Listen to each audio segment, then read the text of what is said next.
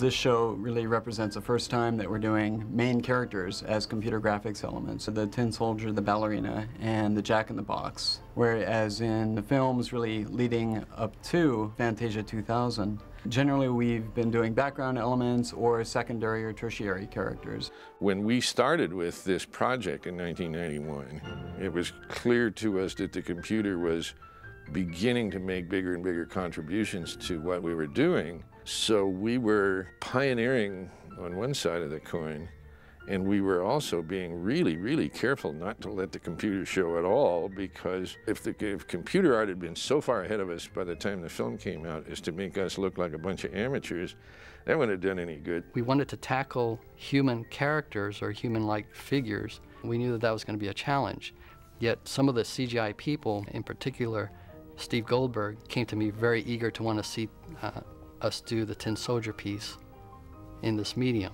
With Toy Story, they were really doing everything as computer-generated elements in the show. So all of their characters were computer-generated, as were the backgrounds and the environments that the characters were in. Whereas in our show, we were working with traditionally painted backgrounds.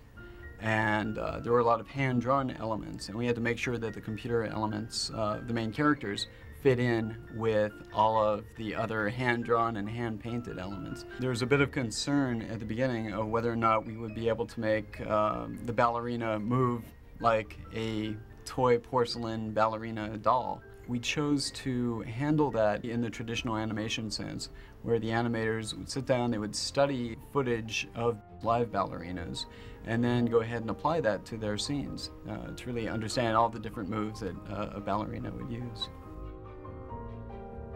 And we weren't sure we could bring the emotions to the characters in a really convincing way, the way Handel understood that he knew he could do that in conventional cell animation. We had to make sure that what these characters were doing, what they were thinking, really read, because you didn't have dialogue to match to.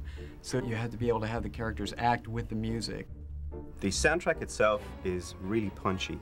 It's got a lot of beats, and they happen very, very quickly.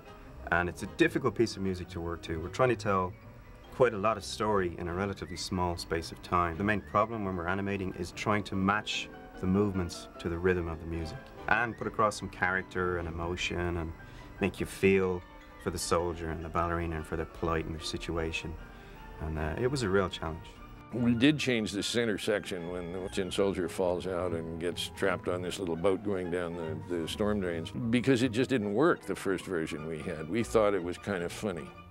And we had a couple of sort of gag guys work on that sequence, and there was some sort of silly things with rats in the sewer getting covered with this and that and splashed on and sort of looking foolish, in effect.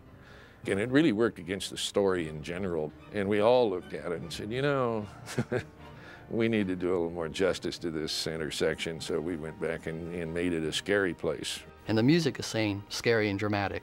So we went back and we boarded it, and we did what we should have done in the first place, which is follow what the music was telling us to do.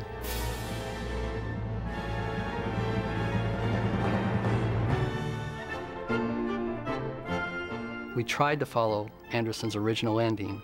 Both the Tin Soldier and the ballerina end up in the fire, but he doesn't say whether or not the Jack-in-the-Box did it or what. The piece ends with the Tin Soldier melts, and ballerina has like a spangle, and that sort of melts, and in the end, you find a heart, and it just didn't work.